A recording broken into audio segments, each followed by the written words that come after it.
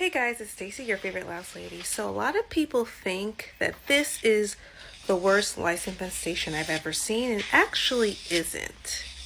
I've seen one that was 10 times worse. For those of you who may not know, before I developed my own lice removal service, I actually worked at a lice clinic for about 2 to 3 years. And just to give you guys a little visual of what the lice clinic looked like, it sort of reminded me of like a doctor's office where there was like a front reception area, a front desk, and the clients would come in, check in, be seated, and somebody in the back would come out and, pull them to the back to get situated.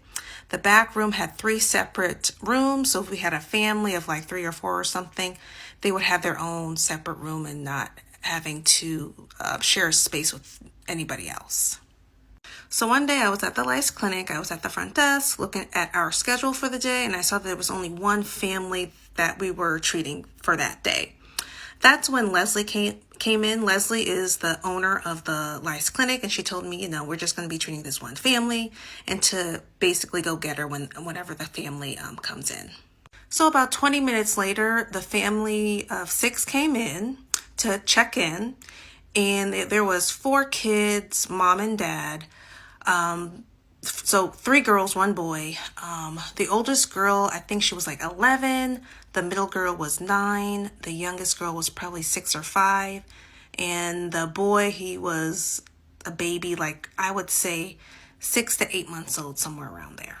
So I was sitting at the front desk, like I said earlier, and the 9-year-old was like standing right in front of me. The desk was between us, of course, but she was standing right in front of me, and we were eye level. And I was probably like 2 feet away from her, and the little girl had like a bob haircut, so her hair came up to like right over here. We'll call the 9-year-old like Chrissy. So Chrissy's hair was up to her neck right here. And when I tell you, she had so much lice in her hair, like I've never seen, even to this day. She had so much. It looked like she had dirt in her hair. That's how much lice she had in her hair. I was amazed.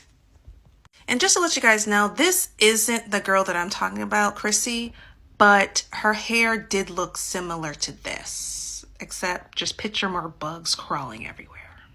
So the family checked in, and I took them to one of our rooms, and I went to go get Leslie. So I went to go get Leslie, and apparently I looked like I seen a ghost, because she told me later, like, you look so freaked out. You look so pale. You looked almost white. I thought that was kind of funny. But anyway, so Leslie came to the clients, and she was the one that ended up treating the 9-year-old, Chrissy. I ended up treating, I believe, the oldest girl, and another employee ended up treating the youngest girl. Eventually, because it was only the 3 of us, me, Leslie, and the other employee, and eventually Leslie called up one of our other employees just because it was just a lot going on.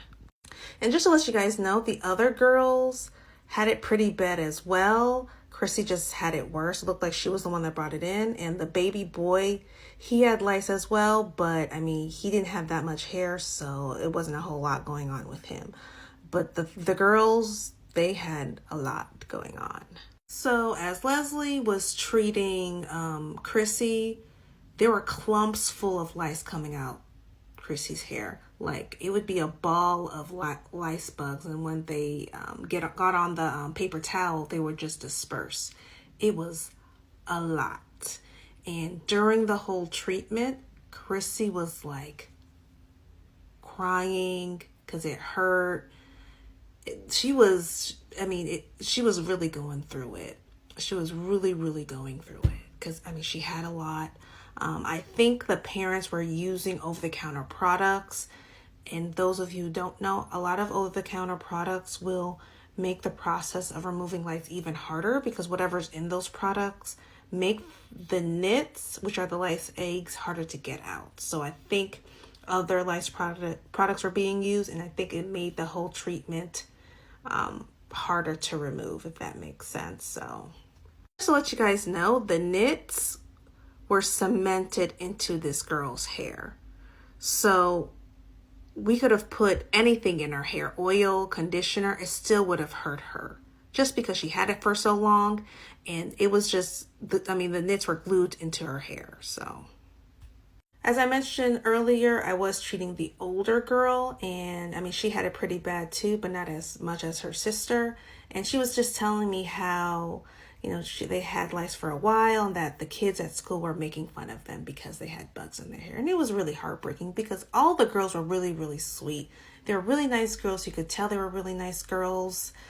And no one deserves that, especially a kid, So by now, I'm sure you guys are wondering, what about the parents? And to say the least, the parents were not that great. I'm going to backtrack a little bit. So because the girls had so much lice going on, especially Chrissy, she had like a ton. We actually had them come back like maybe every couple days because we would be combing them out for 2 hours straight and we weren't done. And after a couple of hours of combing somebody out, it hurts. It feels like torture combing somebody's hair over and over again in the same area. And Leslie, the owner, made a rule that we wouldn't, do a treatment past 2 hours just because it just is unbearable most cases, especially for a child. So we would, so she made it so that the girls would come back different days just to give their scalps a rest, and we would continue with the combing. So the first day that they came, the family, the parents were nice. They were nice to the girls. Second day, not that nice. Third time they came, not that nice. So I'm assuming the first day they just put up a facade, but after a while, their true colors came out. Now I'm not going to say they were abusing the girls or anything like that. I didn't see anything, but they weren't that nice.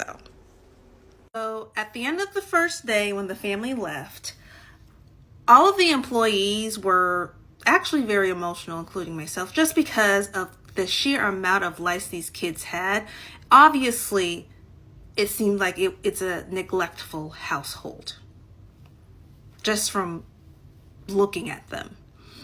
And we all wanted to call CPS, and we were talking to Leslie about it, but Leslie told us not to call CPS, and she said that if we did that, she would fire us. Now, I don't know why she would say that or why we couldn't call CPS, but that's what she said. So that's why none of us called CPS.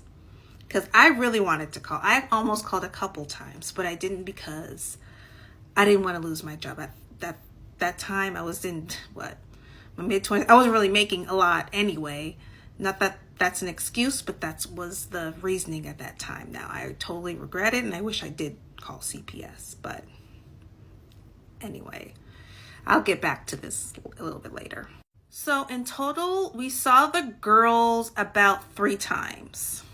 And each time they came in, their hair was looking better and better and better. Chrissy's head, she was the one that had it the worst. I could actually see her hair, and she had beautiful hair. So we were making a lot of progress with them. So the girls were supposed to come the 4th time, I guess. And they were scheduled to come, but they never showed up. The family never showed up. Leslie called them repeatedly. No one picked up the phone, so we really never saw them again. And I remember that the mother, she had very, very, very long hair, and she would wear a hoodie every time she would come to the clinic, and she would hide her hair underneath the hoodie, in the hood. And I remember somebody said, I think it was one of the employees, that there was a piece of hair sticking out, and she actually saw a bug on the piece of hair. Now, Leslie offered the mother to give her a head check, and if she did have lice, she would treat her, and she would actually treat her for free. But the mother refused for whatever reason. I'm not sure why. So even if we had gotten rid of lice on the girls, they would have gotten all over again from their mother because their mother refused to get treated.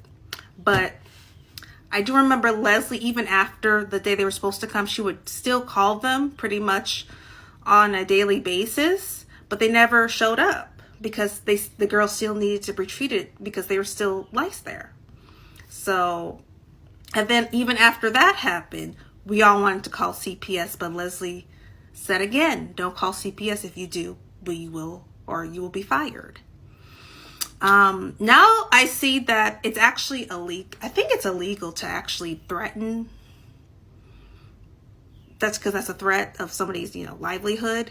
I didn't realize it back then. This was like over 10 years ago, so it was a while ago now. Now, this doesn't mean that maybe Leslie called CPS herself and reported the family. I don't know. I mean, that could have happened. I'm just not sure. But I know that she never mentioned it, at least to me, and as far as I know, to anybody else, any of the other employees. So yeah. So that's the story of the worst lice infestation I've ever seen. And let me know what you guys think. If you have any questions, let me know down in the comments. Bye.